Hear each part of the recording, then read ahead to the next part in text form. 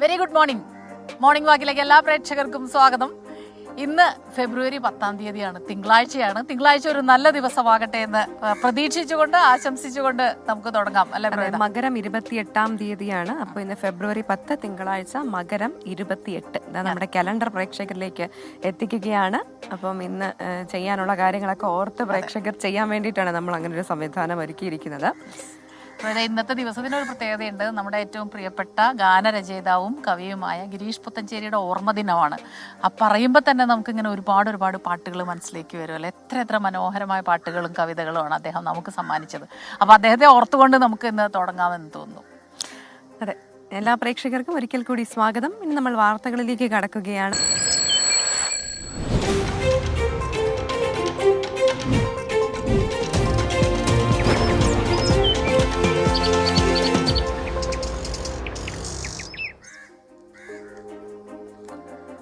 അപ്പം welcome to very good morning. എല്ലാ പ്രേക്ഷകർക്കും സ്വാഗതം. പ്രഭാത നടത്തം ഇങ്ങനെ നമ്മൾ തുടങ്ങിയിരിക്കുകയാണ്. മോർണിംഗ് വോക്ക് ആരംഭിക്കുന്നു. എല്ലാ പ്രേക്ഷകരും വളരെ ഊർജ്ജസ്വലരായി എണീറ്റ് വരിക, നിങ്ങളുടെ ദിനചര്യയിലേക്കൊക്കെ കടക്കുക. അപ്പൊ നമുക്ക് വാർത്തകളിലേക്ക് കടക്കാം. ഇന്നലെ ഞായറാഴ്ചയും കൂടി ആയിരുന്നല്ലോ. അപ്പൊ ഒരു ഞായറാഴ്ചയുടെ ആലസ്യത്തിൽ നിന്ന് തീർച്ചയായിട്ടും ഞാനൊക്കെ സ്കൂളിൽ പഠിക്കുന്ന സമയത്ത് ഇപ്പോഴും ഓർമ്മയുണ്ട്. എല്ലാ തിങ്കളാഴ്ചകളിലും വിചാരിക്കും, ദൈവമേ ഇത് എന്തൊരു കഷ്ടമാണ്. കാരണം അവധി കഴിഞ്ഞിട്ട് നമുക്ക് തിങ്കളാഴ്ച രാവിലെ ഉണർന്ന് ഇപ്പൊ പിന്നെ തിങ്കളും വ്യാഴൊന്നും ഇല്ലാത്തതുകൊണ്ട് നമുക്ക് പിന്നെ അങ്ങനെയൊന്നുമില്ല. നമുക്ക് എല്ലാ ദിവസവും ഒരുപോലെയാണ്. പക്ഷെ എന്തായാലും നിങ്ങളും നല്ലൊരു ദിവസം, നല്ല വാർത്തകൾ ഉണ്ടാകട്ടെ. അപ്പോൾ നമ്മൾ വാർത്തകളിലേക്ക് അങ്ങനെ പതിയെ പോവുകയാണ്. തൃശ്ശൂരിലേക്കാണ് ആദ്യം തന്നെ നിർണായകമായ വളരെ പ്രധാനപ്പെട്ട ഒരു രാഷ്ട്രീയ വാർത്തയിലേക്കാണ്. രണ്ടാം പിണറായി സർക്കാരിന് പ്രവർത്തന മികവില്ല എന്ന് CPIM തൃശൂർ ജില്ലാ സമ്മേളനത്തിലെ പൊതുചർച്ചയിൽ വിമർശനം. പ്രകടന പത്രികയിൽ വീട്ടമ്മമാർക്ക് പെൻഷൻ നൽകാമെന്ന് പറഞ്ഞ് വഞ്ചിച്ചുവെന്നും കുറ്റപ്പെടുത്തൽ. കരുവന്നൂർ സഹകരണ ബാങ്കിലെ ക്രമക്കേടിന് കാരണക്കാർ ജില്ലാ നേതൃത്വം എന്ന വിമർശനവും ഉയർന്നിട്ടുണ്ട്. 24 ബ്രേക്കിംഗ്. സൂരജ് സജിയാണ് ചേരുന്നത് തൃശ്ശൂരിൽ നിന്ന് വിവരങ്ങളുമായി. സൂരജ്, ഇങ്ങനെ ഓരോ ജില്ലാ സമ്മേളനങ്ങളിലും പലതരത്തിലുള്ള വിമർശനങ്ങൾ, അതൊരു സ്വയം വിമർശനത്തിന്റെ ഭാഗമായിട്ടാണ്. പക്ഷേ തൃശ്ശൂർ ജില്ലയിലെ കാര്യം വളരെ ഗൗരവമേറിയതാണ്. പല വിഷയങ്ങളിലും പാർട്ടിക്ക് വീഴ്ച പറ്റി, പ്രവർത്തകർക്ക് അല്ലെങ്കിൽ നേതൃത്വത്തിന് വീഴ്ച പറ്റി എന്നുള്ള രീതിയിൽ ഗൗരവമേറിയ കടുത്ത വിമർശനങ്ങൾ തന്നെ ഉയരുന്നു. കരുവന്നൂർ നമുക്കറിയാവുന്നതാണ്.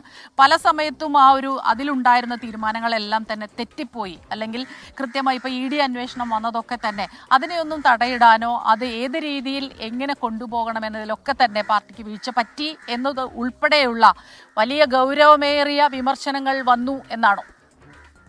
തീർച്ചയായും സ്മിത, ഗൗരവമേറിയ വിമർശനങ്ങൾ തന്നെയാണ് ഇന്നലെ നടന്ന പൊതുചർച്ചയിൽ ഉയർന്നിരിക്കുന്നത്. 19 പേരാണ് ഇന്നലെ പൊതുചർച്ചയിൽ പങ്കെടുത്തത്. അവരുടെ ഭാഗത്തു നിന്ന് രൂക്ഷമായ വിമർശനമാണ് ഉയർന്നത്. ഒന്നാം പിണറായി സർക്കാരിന്റെ കാലത്ത് മന്ത്രിമാരുടെ പ്രവർത്തനം മികച്ചതായിരുന്നു. പക്ഷേ രണ്ടാം പിണറായി സർക്കാരിന് പ്രവർത്തന മികവില്ല എന്നുള്ളതാണ് ഈ പൊതുചർച്ചയിൽ ഉയർന്ന വികാരം. രണ്ടാം പിണറായി സർക്കാരിന്റെ കാലത്ത് മികച്ച ഭരണം സൃഷ്ടിക്കുന്നതിൽ പരാജയപ്പെട്ടു. അതോടൊപ്പം തന്നെ ഈ പ്രകടന പത്രികയെ സംബന്ധിച്ച് വലിയ ആക്ഷേപമാണ് ഉയർന്നത്. ഈ വീട്ടമ്മമാർക്ക് പെൻഷൻ നൽകാമെന്ന് പറഞ്ഞ് വഞ്ചിച്ചു എന്ന കടുത്ത വിമർശനം ഉയർന്നു. കാരണം ഈ തെരഞ്ഞെടുപ്പ് പ്രകടന പത്രികയിലെ പ്രധാന വാഗ്ദാനമായിരുന്നു ഈ വീട്ടമ്മമാരുടെ പെൻഷൻ. പക്ഷേ രണ്ടാം പിണറായി സർക്കാരിന്റെ അവസാന കാലത്തും പദ്ധതി നടപ്പിലാക്കാൻ കഴിയാത്തത് ഈ സാധാരണ പ്രവർത്തകരെ സംബന്ധിച്ച് താഴെത്തട്ടിൽ അവർക്ക് ഇത് പറഞ്ഞു നിൽക്കാൻ പോലും കഴിയാത്ത ഒരു സാഹചര്യത്തിലേക്കാണ് പോകുന്നത്. പെൻഷൻ വർദ്ധിപ്പിക്കുമെന്ന് പറഞ്ഞെങ്കിലും അതും നടപ്പാക്കാനായില്ല. നടപ്പാക്കാൻ കഴിയാത്ത പദ്ധതികൾ പ്രകടന പത്രികയിൽ ഉൾപ്പെടുത്തരുതായിരുന്നു എന്നുള്ളതായിരുന്നു ഈ പ്രതിനിധികൾ ചൂണ്ടിക്കാണിക്കുന്നത്. അതോടൊപ്പം തന്നെ ഈ കരുവന്നൂരുമായി ബന്ധപ്പെട്ടുകൊണ്ടും അതിരൂക്ഷ വിമർശനമാണ് ഉയർന്നത്. കരുവന്നൂർ പ്രശ്നം ഉണ്ടായ സമയത്ത് തന്നെ ഇത് ഇടപെടുന്നതിൽ നേതൃത്വത്തിന് വലിയ വീഴ്ചയുണ്ടായി. നേതൃത്വത്തിന്റെ മൗനമാണ് കരുവന്നൂരിൽ ദുരന്തം സൃഷ്ടിച്ചത്. ജില്ലാ നേതൃത്വം ഉണർന്ന് പ്രവർത്തിച്ചിരുന്നുവെങ്കിൽ കരുവന്നൂർ സഹകരണ ബാങ്ക് ക്രമക്കേട് ഒഴിവാക്കാമായിരുന്നു എന്നുള്ളതായിരുന്നു ഈ പൊതുചർച്ചയിൽ ഉയർന്ന വിമർശനം. കരുവന്നൂരിന്റെ ക്രമക്കേടിന് കാരണക്കാർ ജില്ലാ നേതൃത്വം മാത്രമാണെന്നും ഒരു വേള ഈ പൊതുചർച്ചയിൽ പ്രതികൾ തുറന്നടിച്ചു. അതോടൊപ്പം തന്നെ EDക്കെതിരെ കടുത്ത നിലപാടെടുക്കുന്നതിൽ നേതൃത്വം പരാജയപ്പെട്ടു. ശക്തമായ പ്രക്ഷോഭവും ഏതറ്റം വരെയും പോകും എന്ന നിലപാടും നേതൃത്വം എടുത്തിരുന്നുവെങ്കിൽ ED ഒരിക്കലും CPMനെതിരെ ഇത്ര കടുത്ത നിലപാടെടുക്കില്ലായിരുന്നു. മൗനം EDക്ക് വളം വെച്ചുകൊടുക്കുന്ന സമീപനമായി എന്നുള്ളതായിരുന്നു ഈ പൊതുചർച്ചയിൽ ഉയർന്ന വിമർശനം. അതോടൊപ്പം തന്നെ MV ഗോവിന്ദൻ, EP ജയരാജൻ തുടങ്ങിയവർക്കെതിരെയും രൂക്ഷമായ വിമർശനമാണ് ഈ പൊതുചർച്ചയിൽ ഉയർന്നത്. ശരി. സുരേഷ് സജിയാണ് വിവരങ്ങളുമായി നമുക്കൊപ്പം ചേർന്നത്. അപ്പോൾ കരുവന്നൂരിൻ്റെ ഒരു വിഷയം നമുക്ക് അറിയാവുന്നതാണ്. തൃശ്ശൂരിലായിരുന്നു അത് ഏറ്റവും പ്രധാനമായിട്ടും ഈ സഹകരണ ബാങ്കുകളുടെ ആ ഒരു വിശ്വാസ്യതയെ തന്നെ, സഹകരണ മേഖലയുടെ വിശ്വാസ്യതയെ തന്നെ തകർക്കുന്ന രീതിയിലേക്ക് ഈ വിഷയം പോയി എന്നുള്ളതാണ്. ഈ ED അന്വേഷണത്തിനൊക്കെ തന്നെ തടയിടാനോ അല്ലെങ്കിൽ അത് ഏത് രീതിയിൽ പ്രതിരോധിക്കണം എന്ന കാര്യത്തിൽ നേതൃത്വത്തിന് ആശയക്കുഴപ്പമുണ്ടായി. ആ രീതിയിൽ വലിയ വിമർശനം ഉയരുന്നു എന്നുള്ളതാണ് ഇപ്പോൾ സുരേഷ് സജി നൽകുന്ന വിവരം. മറ്റൊരു വാർത്തയിലേക്ക് കടക്കുകയാണ്. സംസ്ഥാനത്ത് സ്വകാര്യ സർവകലാശാലകൾക്ക് പ്രവർത്തനാനുമതി നൽകുന്ന ബില്ലിന് അംഗീകാരം നൽകാൻ ഇന്ന് പ്രത്യേക മന്ത്രിസഭാ യോഗം ചേരുകയാണ്. സംവരണ മാനദണ്ഡങ്ങൾ പാലിച്ച മെഡിക്കൽ എഞ്ചിനീയറിംഗ് കോഴ്സുകളടക്കം നടത്താൻ അനുമതി നൽകുന്ന കരട് ബില്ലാണ് തയ്യാറാക്കിയിരിക്കുന്നത്. ഉന്നത വിദ്യാഭ്യാസ വകുപ്പ് തയ്യാറാക്കിയ ബില്ലിൽ ആശങ്കയറിയിച്ച CPI മന്ത്രിമാരുമായി ഇന്ന് മന്ത്രി R ബിന്ദു ചർച്ച നടത്തും. വെള്ളിയാഴ്ച റവന്യൂ മന്ത്രി K രാജനുമായും കൃഷിമന്ത്രി P പ്രസാദുമായും ഒരു തവണ ചർച്ച നടത്തിയിരുന്നു. സ്വകാര്യ സർവകലാശാലകൾക്ക് അനുമതി നൽകുമ്പോൾ നിലവിലുള്ള സർവകലാശാലകളുടെ സ്ഥിതി എന്താകും എന്നതാണ് CPI ഉന്നയിക്കുന്ന ചോദ്യം. ബില്ല് സഭയുടെ നടപ്പ് സമ്മേളനത്തിൽ തന്നെ പാസാക്കാനാണ് CPIയും ശ്രമിക്കുന്നത്. ഇന്നത്തെ സഭാ സമ്മേളനം കഴിഞ്ഞാണ് പ്രത്യേക മന്ത്രിസഭായോഗം ചേരുക.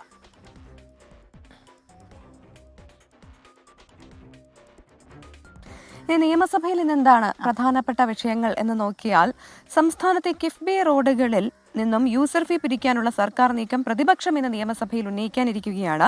അടിയന്തര പ്രമേയം ആയി വിഷയം ഉന്നയിക്കാനാണ് ധാരണയായിരിക്കുന്നത്. അങ്ങനെയാണ് പ്രതിപക്ഷത്തിന്റെ ആലോചന. യൂസർ ഫീ പിരിവ് സർക്കാരോ പാർട്ടിയോ ഇതുവരെ നിഷേധിച്ചിട്ടുമില്ല. ഇക്കാര്യത്തിൽ ഇന്ന് നിയമസഭയിൽ വ്യക്തത ഉണ്ടായേക്കും. മുന്നണിക്കുള്ളിലെ എതിർപ്പും CPIഎമ്മിന് ഈ വിഷയത്തിൽ വലിയ തലവേദന ഉണ്ടാക്കുന്നുണ്ട്.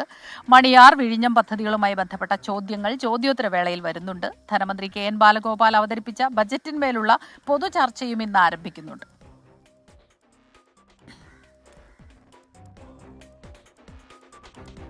അപ്പോൾ അങ്ങനെയാണ് നിയമസഭയിൽ നിന്ന് തീർച്ചയായിട്ടും ഈ വിഷയങ്ങളൊക്കെ തന്നെ വരും. കാരണം ഇതിന്റെ വേറൊരു പ്രശ്നം എന്താ അറിയോ, ഈ ഘടകകക്ഷികളിൽ നിന്ന് ഇപ്പോൾ CPIഎമ്മിൽ നിന്നൊക്കെ എതിർപ്പുയരുന്ന വിഷയങ്ങൾ വരുമ്പോൾ സഭയിൽ അതെങ്ങനെയാകും, അവരെന്ത് നിലപാട് പബ്ലിക്കായിട്ട് എടുക്കുമെന്നുള്ളത് വലിയ ഇതാണ്. കാരണം എന്താ വെച്ചാൽ പ്രതിപക്ഷം ഇങ്ങനെ ഒച്ചപ്പാടും ബഹളവും ഉണ്ടാക്കുമ്പോൾ പലപ്പോഴും അവർ ഒരുമിച്ച് നിൽക്കുകയാണ് പതിവ്. LDFൽ എല്ലാവരും ഒരുമിച്ച് നിൽക്കും. ഇങ്ങനെയുള്ള വിഷയങ്ങളിൽ അതെങ്ങനെയാകും എന്ന് വളരെ നിർണായകമാകുന്നുണ്ട്. മറ്റൊന്ന്, നമുക്ക് ഇന്നലെ മുഴുവനും നമ്മൾ ചർച്ച ചെയ്ത വാർത്തയുടെ കൂടുതൽ വിവരങ്ങളിലേക്കാണ് പറഞ്ഞു വരുന്നത്. പാതിവില തട്ടിപ്പുമായി ബന്ധപ്പെട്ടാണ്. ഇന്നലെ വിമൻസ് ഈവനിങ്ങിൽ നമ്മൾ ഏറ്റവും കൂടുതൽ ചർച്ച ചെയ്തതും വാർത്തകൾ നൽകിയതും ഈ പാതിവില തട്ടിപ്പുമായി ബന്ധപ്പെട്ടാണ്. കൂടുതൽ പരാതി ലഭിക്കുന്ന സാഹചര്യത്തിൽ അന്വേഷണം എങ്ങനെയാകുമെന്നുള്ള ആ ഒരു വിവരം കൂടി ലഭിക്കേണ്ടതുണ്ട്. എന്തായാലും ഈ കേസിൽ പ്രതി അനന്തകൃഷ്ണന്റെ കസ്റ്റഡി കാലാവധി ഇന്ന് അവസാനിക്കുകയാണ്. പ്രതിയെ ഇന്ന് മൂവാറ്റുപുഴ കോടതിയിൽ ഹാജരാക്കും. മൂവാറ്റുപുഴ പരിധിയിൽ 9 കോടി രൂപയോളം തട്ടിയെടുത്ത കേസിലായിരുന്നു അനന്തുവിന്റെ അറസ്റ്റ്. കസ്റ്റഡി കാലാവധിക്കിടയിൽ പ്രതിയെ കോട്ടയം, ഇടുക്കി, എറണാകുളം ജില്ലകളിൽ എത്തിച്ച് തെളിവെടുപ്പ് നടത്തി. കക്ഷി രാഷ്ട്രീയ വ്യത്യാസമില്ലാതെ തന്നെ പല നേതാക്കൾക്കും പണം നൽകിയിട്ടുണ്ട് എന്നായിരുന്നു അനന്തു നൽകിയ മൊഴി. കേസിൽ തുടർ അറസ്റ്റുകൾക്ക് സാധ്യതയുണ്ട്. തട്ടിപ്പ് കേസുകൾ അന്വേഷിക്കാൻ ഇന്ന് ക്രൈംബ്രാഞ്ചിന്റെ അന്വേഷണം പ്രഖ്യാപിക്കാനുള്ള സാധ്യതയുമുണ്ട്.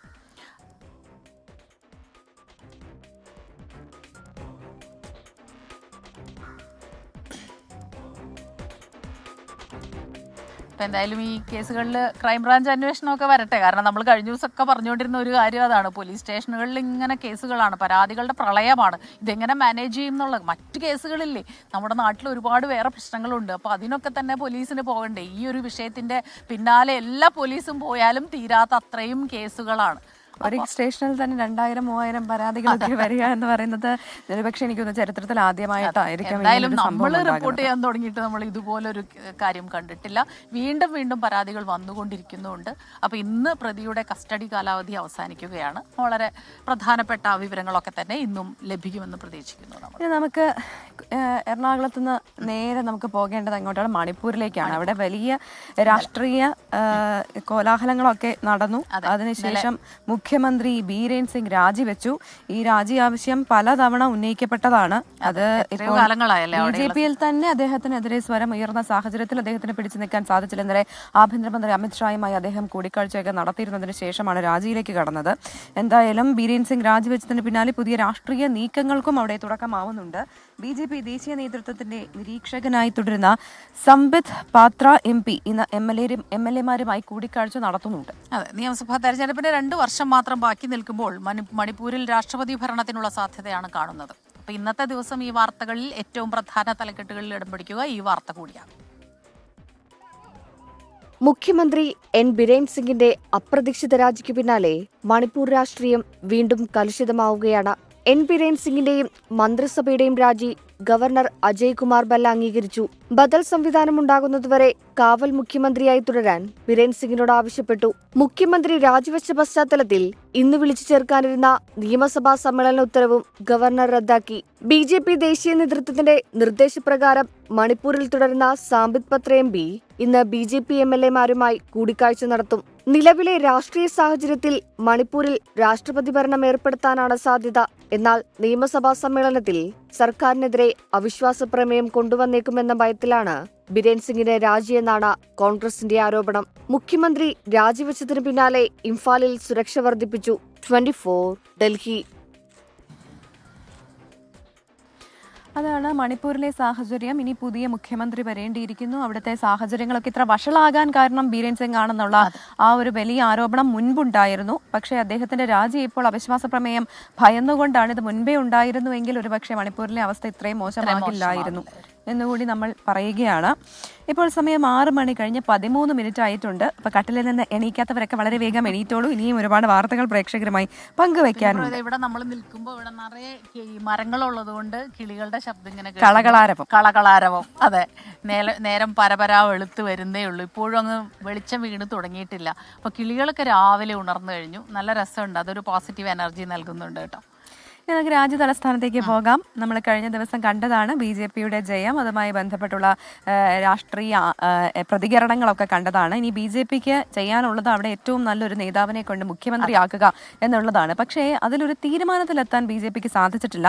എന്നാൽ തീരുമാനത്തിലെത്താത്തതല്ല, പ്രധാനമന്ത്രി നരേന്ദ്രമോദി വിദേശ സന്ദർശനത്തിലായതിനാലാണ് പ്രഖ്യാപിക്കാത്തത്. പ്രധാനമന്ത്രി എത്തിയ ശേഷമായിരിക്കും പ്രഖ്യാപനം നടത്തുക എന്നുള്ളൊരു വാർത്ത കൂടി വരുന്നുണ്ട്. 3-4 പേരുകൾ നമ്മൾ പ്രത്യേകം എടുത്ത് കേൾക്കുന്നുണ്ട് അല്ലേ?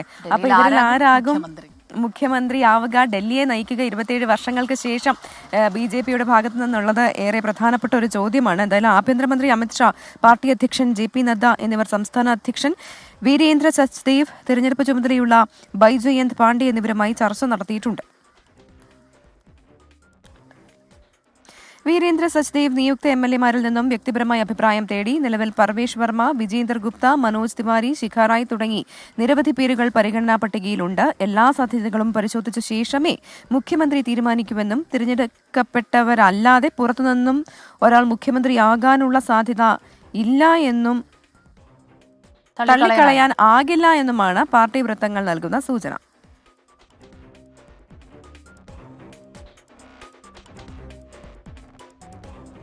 അതാണ് ഡൽഹിയിലെ വിശേഷം.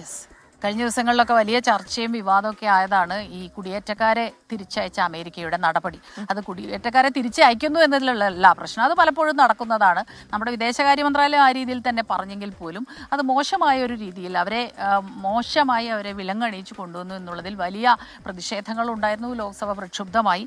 അപ്പോൾ ആ വിഷയത്തിൽ നടപടി പ്രതിപക്ഷം ഇന്നും പാർലമെന്റിൽ തുടരുമെന്നുള്ളതാണ്. കേന്ദ്ര സർക്കാരിനെതിരെ അവരത് വലിയൊരു ആയുധമാക്കുകയാണ്. വിഷയത്തിൽ ചർച്ച ആവശ്യപ്പെട്ട് 2 സഭകളിലും പ്രതിപക്ഷ അംഗങ്ങൾ നോട്ടീസ് നൽകും. കഴിഞ്ഞ ദിവസം നൽകിയ നോട്ടീസുകളൊന്നും തന്നെ രാജ്യസഭയിൽ ചെയർമാൻ തള്ളുകയായിരുന്നു. അതൊന്നും അദ്ദേഹം സമ്മതിച്ചില്ല. വിഷയത്തിൽ വിദേശകാര്യമന്ത്രി നൽകിയ വിശദീകരണം തൃപ്തികരമല്ല എന്നാണ് പ്രതിപക്ഷം എടുത്തിട്ടുള്ള നിലപാട്. പ്രധാനമന്ത്രിയുടെ വിദേശ സന്ദർശനം ഇന്ന് ആരംഭിക്കുകയാണ്. വിഷയം കൂടുതൽ സജീവമാക്കാൻ തന്നെയാണ് പ്രതിപക്ഷത്തിന്റെ നീക്കം. എന്നാൽ ഡൽഹിയിൽ നേടിയ വൻ വിജയം സഭയിലും ഉന്നയിക്കാനാണ് ഭരണപക്ഷം തീരുമാനിച്ചിട്ടുള്ളത്. ഇരു സഭകളിലും ബജറ്റിന്മേലുള്ള പൊതു ചർച്ചകളും ഉണ്ടാകും. തലപ്പുഴയിലേക്കാണ് പോകേണ്ടത്. കടുവ സാന്നിധ്യം സ്ഥിരീകരിച്ച വയനാട് തലപ്പുഴയിൽ ഇന്നും വനം വകുപ്പ് RRT പരിശോധന നടത്തും. പ്രദേശത്ത് 14 ക്യാമറ ട്രാപ്പുകളും 2 ലൈവ് ക്യാമറകളും സ്ഥാപിച്ചിട്ടുണ്ട്. ഇന്നലെ നടന്ന ഡ്രോൺ പരിശോധനയിലും കടുവയെ കണ്ടെത്താൻ കഴിഞ്ഞിരുന്നില്ല. വനം വകുപ്പ് ഉദ്യോഗസ്ഥർ പ്രദേശവാസികൾക്ക് ജാഗ്രതാ നിർദ്ദേശം നൽകിയിട്ടുണ്ട്. രാത്രികാലങ്ങളിൽ ഒറ്റയ്ക്കുള്ള യാത്ര ഒഴിവാക്കണമെന്നാണ് നിർദ്ദേശം. കർശനമായ നിർദ്ദേശമാണ്. വിവരങ്ങളുമായി സുർജിത്ത് അയ്യപ്പത്ത് ചേരുന്നുണ്ട്. സുർജിത്ത്, ഈ ആധിയും ആവലാതിയും ഒന്നും ഒഴിയുന്നില്ല എന്നുള്ളതാണ്. ഒരിടത്ത് കടുവയുടെ പ്രശ്നം പരിഹരിച്ചു കഴിയുമ്പോൾ അതാ അടുത്തയിടത്ത് തുടങ്ങുന്നു. ഇപ്പോൾ തലപ്പുഴയിലെ ഈ പൊതുവെയുള്ള ആ ഒരു അവസ്ഥ ഇതെന്താണ്? ഇപ്പോൾ സുർജിത്ത് അവിടേക്ക് പോയോ? നമ്മൾ സാധാരണ എല്ലാവരും ഇങ്ങനെ ഓരോരുത്തർ മാറി മാറി അവിടെ പോകുന്നു. രാത്രിയും പകലുമില്ലാതെ കാവലിരിക്കും പോലെയാണ് റിപ്പോർട്ടിംഗ്. സ്മിത, ഈ മേഖല എന്ന് പറഞ്ഞത് വനത്തോട് ചേർന്ന് കിടക്കുന്ന മേഖലയാണ്. ഡിസംബർ മുതൽ ഫെബ്രുവരി മാസം വരെ ഈ ഇണചേരൽ സമയമാണ്. ഈ സമയത്താണ് ഈ കടുവകളുടെ ഒരു ആധിക്യം ഈ ജനവാസ മേഖലയിലേക്ക് കൂടി ഇറങ്ങുന്നത്. ഒന്ന് പ്രധാനപ്പെട്ട പ്രശ്നം, ഈ കടുവ ഇണചേരുന്നതിന്റെ ഭാഗമായി തോറ്റ കടുവകൾ ഉണ്ടാകും. അതായത് ഈ ടെറിട്ടറി ഇൻഫൈറ്റിന്റെ മുകളിൽ അത്തരം കടുവകൾ ഉണ്ടാകും, പരിക്കേറ്റ കടുവകൾ ഉണ്ടാകും. അങ്ങനത്തെ കടുവകളാണ് ഇങ്ങനെ നാട്ടിറങ്ങുന്ന അവസ്ഥ ഉണ്ടാകുന്നത്. ഈ സംഭവം ഉണ്ടായത് പേരിയ റേഞ്ചിലെ വരയാൽ ഫോറസ്റ്റ് സ്റ്റേഷൻ പരിധിയിലാണ് ഈ ഒരു കടുവയുടെ സാന്നിധ്യം സ്ഥിരീകരിച്ചിരിക്കുന്നത്. കമ്പിപ്പാലം, കണ്ണോത്തുമല, 44 മൈൽ, തലപ്പുഴ ഭാഗങ്ങളിലായാണ് കടുവയുടെ കാൽപ്പാട് കണ്ടെത്തിയത്. ഇതിന്റെ ഭാഗമായാണ് വനംവകുപ്പ് ചില നടപടികൾ കർശനമാക്കുന്ന നിലയിലേക്ക് പോയിട്ടുള്ളത്. കഴിഞ്ഞ ദിവസം കമ്പിപ്പാലം ഭാഗത്താണ് പുല്ലുവെട്ടാൻ പോയ തൊഴിലാളികൾ ഈ പുഴയരികിൽ കടുവയെ കണ്ടു എന്നുള്ള വിവരം അറിയിച്ചത്. ഇതേ തുടർന്ന് RRT സംഘം, മാനന്തവാടിയിലെ RRT സംഘം, ഒപ്പം തന്നെ പേരിയ, ബേഗൂർ റേഞ്ചുകളിലെ വനപാലകർ സ്ഥലത്ത് ക്യാമ്പ് ചെയ്താണ് കടുവയെ അന്വേഷിച്ചുകൊണ്ടിരിക്കുന്നത്. ഈ പുതുതായി ഇവിടെ ഈ മേഖലയിൽ 14 ക്യാമറ ട്രാപ്പുകളാണ് സ്ഥാപിച്ചിട്ടുള്ളത്. 2 ലൈവ് ക്യാമറകളും സ്ഥാപിച്ചിട്ടുണ്ട്. ഇന്ന് രാവിലെ ഇതിന്റെ പരിശോധന നടക്കും. ഇതിനകത്ത് എങ്ങാനും ഇനി കടുവയുടെ സാന്നിധ്യം ഉണ്ടോ എന്നുള്ള തരത്തിലുള്ള പരിശോധനയാണ് ഉണ്ടാവുക. ഇത് വനത്താൽ ചുറ്റപ്പെട്ട പ്രദേശമാണ് എന്നുള്ളതാണ്. ഇവിടെയാണ് ഈ കടുവയുടെ സംശയിക്കുന്ന ഇത്തരത്തിലുള്ള കാൽപ്പാടുകളെല്ലാം തന്നെ കണ്ടെത്തിയിരിക്കുന്നത്. ഈ തുടർ പരിശോധനയുടെ ഭാഗമായി ഡ്രോൺ ഉപയോഗിച്ച് ഈ വനമേഖലകൾ കേന്ദ്രീകരിച്ച് പരിശോധന നടത്തി. പക്ഷേ അതിലൊന്നും തന്നെ കടുവയുടെ സാന്നിധ്യം കണ്ടെത്താൻ കഴിയാത്തൊരവസ്ഥ ഉണ്ടായിട്ടുണ്ട്. ചിലപ്പോൾ ഇത് കാട് കയറി പോകാനുള്ള സാധ്യതയും തള്ളിക്കളയാൻ കഴിയില്ല എന്നുള്ളതാണ് വനംവകുപ്പ് വ്യക്തമാക്കുന്നത്. രാത്രികാല പരിശോധനയും പെട്രോളിങ്ങും എല്ലാം തന്നെ ഈ ഭാഗത്ത് തുടരുന്നുണ്ട്. ആരും പരിഭ്രാന്തരാവാതെ ഈ വനംവകുപ്പിന്റെ ദൗത്യത്തോട് സഹകരിക്കണമെന്നുള്ള ആവശ്യമാണ് നോർത്ത് DFO മാർട്ടിൻ ലോവൽ മുന്നോട്ട് വെച്ചിരിക്കുന്നത്. രാത്രികാല യാത്ര, അതായത് ഒറ്റയ്ക്കുള്ള യാത്രകൾ പരമാവധി ഒഴിവാക്കണമെന്നുള്ള നിർദ്ദേശം നൽകിയിട്ടുണ്ട്. നിരവധി വീടുകളും സ്കൂളും ഒക്കെയുള്ള മേഖലയാണിത്. അതുകൊണ്ട് തന്നെയാണ് വലിയ രീതിയിലുള്ള ജാഗ്രതാ പ്രവർത്തനം വനംവകുപ്പിന്റെ ഭാഗത്തു നിന്നും ഉണ്ടാകുന്നത്. സ്മിത.